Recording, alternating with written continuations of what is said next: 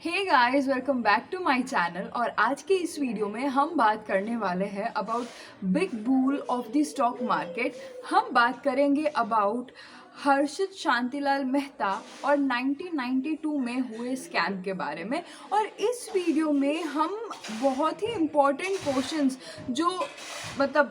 बहुत ही इम्पॉर्टेंट जो क्वेश्चंस है उनके बारे में डिस्कस करेंगे, जैसे कि how big was the scam, ठीक है, कितना बड़ा था ये स्कैम, और फिर कौन कौन लोग थे जो इस स्कैम में इन्वॉल्व थे। और बहुत ही अहम सवाल कि क्या पीवी नरसिम्हा राव जी ने रिश्वत ली थी हर्षद शांतिलाल मेहता से, और अगर ली थी तो क्यों ली थी और किसको दी थी ये रिश्वत। और फिर कि ये जो 1992 में जो हम इसे स्कैम बोलते हैं, तो क्या ये सच में स्कैम है। तो अगर आपको मेरी वीडियो अच्छी लगे तो प्लीज़ मेरी चैनल को लाइक, शेयर और सब्सक्राइब ज़रूर कर देना। तो बिना देर के चलो स्टार्ट करते हैं। अब बहुत ही अहम सवाल के बारे में बात करते हैं कि जो 1992 में हुआ, क्या हम उसे स्कैम का नाम दे सकते हैं, ठीक है। तो अब इसका आंसर ढूंढने के लिए हमें पूरी स्कैम की स्टोरी में जाना पड़ेगा कि उस वक्त क्या क्या चीज़ें हुई, कैसे सिनेरियोस थे, वो हमें देखना पड़ेगा, ठीक है। तो पहले ये चीज़ याद रख लो कि उस टाइम पे ग्लोबलाइजेशन और लिबरलाइजेशन के रिलेटेड पॉलिसीज़ आई हुई थी, जिसकी वजह से जो फॉरेन बैंक्स थी उन्हें हम बोल सकते हैं ना, उनके ऊपर बहुत ही कम रेस्ट्रिक्शंस थे, राइट। उस टाइम के जो रूल्स एंड रेगुलेशंस थे वो बहुत ही वीकली इम्प्लीमेंटेड हुए थे, ठीक है। और दूसरा कि उस टाइम पे जो कंप्यूटर की फैसिलिटीज़ थी और जो टेक्नोलॉजीज़ थी वो बैंकिंग सिस्टम में बहुत अच्छे से यूटिलाइज नहीं हो रही थी। हम बोल सकते हैं कि वहाँ पर इतनी अच्छी फैसिलिटीज़ नहीं थी, ठीक है। अब दूसरी चीज़ कि जो बैंक्स होती है उनके लिए एसएलआर और at the same time liquidity maintain करना बहुत ही ज़रूरी होता है, ठीक है। तो इसके लिए बैंक्स क्या कर सकती है लिक्विडिटी मेंटेन करने के लिए, कि एक बैंक दूसरी बैंक से लोन भी ले सकती है, ठीक है। तो अब देखते हैं कि क्या हुआ, राइट, कि कैसे ये पूरा स्कैम, हम स्कैम बोलते हैं, एट एंड विल डिस्कवर कि कैसे स्कैम बोला जा सकता है कि नहीं। तो देखते हैं कि क्या हुआ, राइट।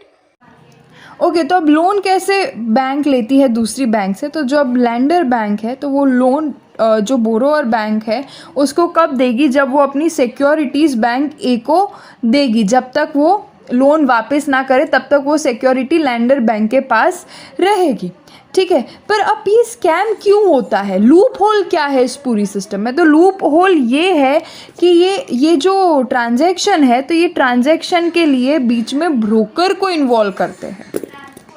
अब ये जो हमारा हर्षित शांतिलाल मेहता था, अब उसने क्या किया, ये क्या करता था, उसने जो बैंक ऑफ करड़ थी, ठीक है, जो बोरोइंग बैंक थी, मेट्रोपॉलिटन कोऑपरेटिव बैंक थी, तो उनके जो टॉप लेवल के जो मैनेजर्स थे तो उनसे थोड़ी बहुत सेटिंग कर ली थी। तो उससे वो क्या करवाता था, फेक बैंक रिसिप्ट बनवाता था, फिर वो जाके जो लैंडिंग बैंक है उसे वो दे आता था। तो अब ये जो लैंडिंग बैंक है तो वो ब्रोकर को 100 करोड़ रुपए दे देती थी। अब ये 100 करोड़ रुपए ये हर्षद शांतिलाल मेहता सीधा स्टॉक मार्केट में लगाता था, और अब जो स्टॉक मार्केट में से जो मुनाफा हुआ तो जो प्रिंसिपल अमाउंट है वो रिटर्न कर देता था। अब ये जो हर्षित शांतिलाल मेहता था ना, उसने कौन कौन से लैंडिंग बैंक्स को चुना लगाया था, तो SBI, NHB, can bank mutual fund, Andhra bank financial services, standard chartered bank, state bank of Saurashtra, ठीक है। तो ये सारी लैंडिंग बैंक्स थी, और बोरोइंग बैंक वहाँ से ये फेक बीआर बनवाता था, ठीक है, बैंक रिसिप्ट, बीआर यानी बैंक रिसिप्ट, और ये जाके लैंडिंग बैंक्स को दे देता था। तो अब ये लैंडिंग बैंक ये पैसे जाके हर्षद मेहता को देती थी, ये एक्सपेक्टेशन में कि ये जाके सीधा बैंक बी को देगा। Actually Harshad Mehta was doing कि ये जो बैंक से जो 100 करोड़ रुपए लिए, अब ये बैंक बी को नहीं देगा, पर वो जाके पहले स्टॉक मार्केट में लगाएगा। अब स्टॉक मार्केट में ये जो 100 करोड़ है वो रिटर्न होके उसको 105 करोड़ मिल रहे हैं। तो इसमें से अब ये क्या करेगा, 1 करोड़ ये बैंक बी को दे देगा, और जो 100 करोड़ है, 100 करोड़ जो है, वो जाके बैंक ए को अपनी प्रिंसिपल अमाउंट वापस दे देगा, ठीक है। और उसको सीधा हम बोल सकते हैं 2 करोड़ का, 2 करोड़ का उसको बेनिफिट हो रहा है। So this is how by utilizing the loophole of entire banking system. ठीक है, हर्षद मेहता ने बहुत ही चालाकी से पैसे बनाए थे, राइट। तो हम ये नहीं बोल सकते कि ये स्कैम था, but it was a clever act of making money and utilising opportunity. 1992 में हुआ, उसे हम स्कैम नहीं बोल सकते हैं, उसे हम बोल सकते हैं it is the failure of governance and failure of banking system, right. उस टाइम पे जो रूल्स एंड रेगुलेशन थे फॉर स्टॉक मार्केट, मैं बोल सकती हूँ जैसे कुछ थे ही नहीं, राइट। उसके ऊपर, स्टॉक मार्केट के ऊपर कोई रेगुलेटरी बॉडी नहीं थी, और जो SEBI थी वो भी सिर्फ नाम की थी, उसके पास कोई एक्चुअल पावर्स नहीं थे for regulating the stock market.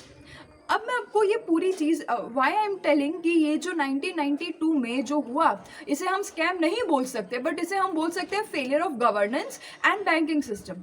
इसको मैं एक सिंपल एग्जांपल से आपको समझाती हूँ। जैसे अगर आपके घर में कोई चूहा हो, आपको पता है कि आपके घर पे चूहा है, और फिर भी आप मिठाई को खुला छोड़ के जाते हो, और अगर चूहा आके उसे खाता है, and then you blame the rat for doing this, but in reality you were aware कि आपके घर में चूहा है और फिर भी आप खाना खुला छोड़ रहे हो, तो who is more responsible? Is rat more responsible or is you more responsible? So similarly 1992 में the government, the banking system was more responsible for this, right?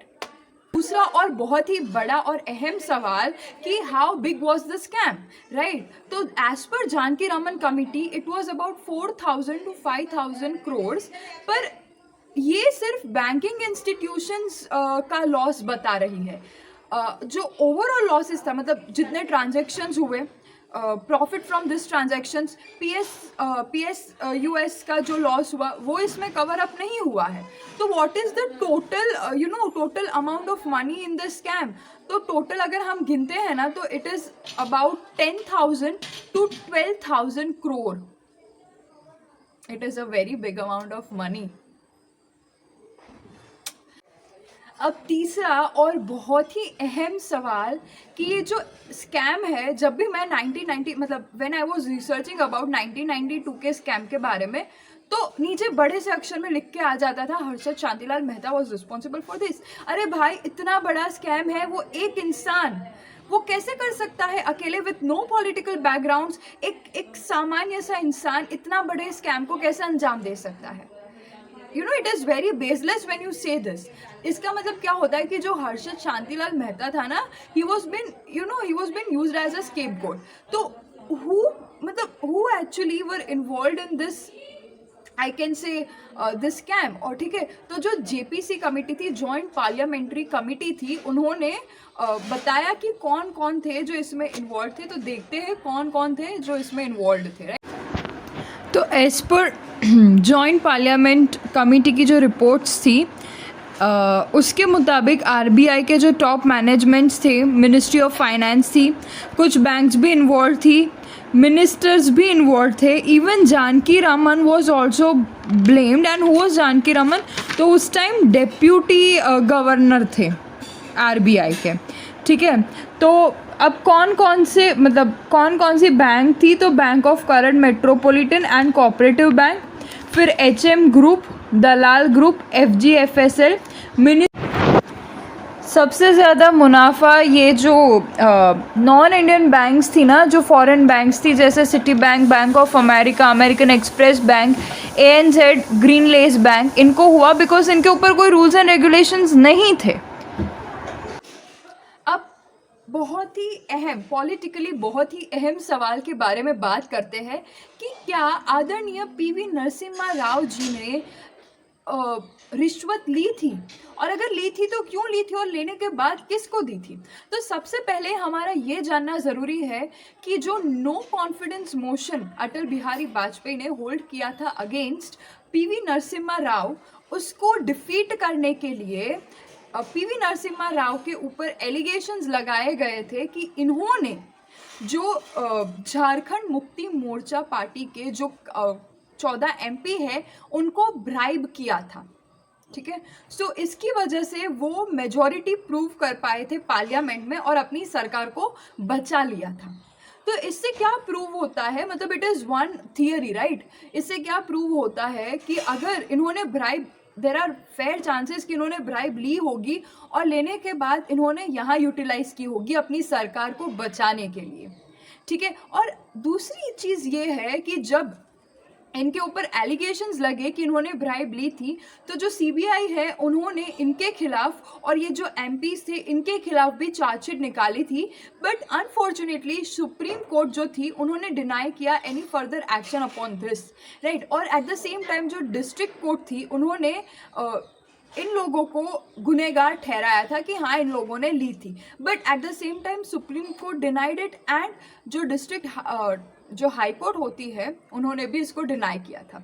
अब देखते हैं दूसरी थियरी जो ये बताती है कि पीवी नरसिम्हा राव जी है, उनका इस चीज़ से कोई लेना देना नहीं है, राइट। पर मैं आगे जाऊं, दूसरी थियरी तक पहुंचूं, इससे पहले मैं आपको ये बता दूं कि ये जो पॉलिटिक्स है ना, तो total base of politics is money and muscle power, और मनी तो it is like total backbone of this entire politics operating in India.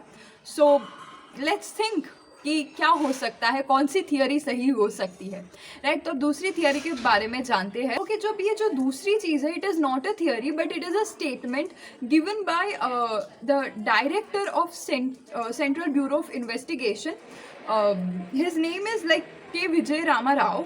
तो ही सेड कि जो पीवी नरसिम्हा राव है उन्होंने ब्राइब नहीं दी थी, और ये चीज़ जो जिन लोगों ने ब्राइब ली थी वो लोग ये बोल रहे हैं कि पीवी नरसिम्हा राव ने उन्हें ब्राइब नहीं दी थी, बल्कि कोई इंसान, वे अननोन पर्सन जिन्हें ये लोग नहीं जानते थे, who held from Andhra Pradesh, उन्होंने इन्हें ब्राइब दी थी। PV Narasimha Rao was not the one who bribe them, ठीक है। तो ये दो चीज़ें हैं।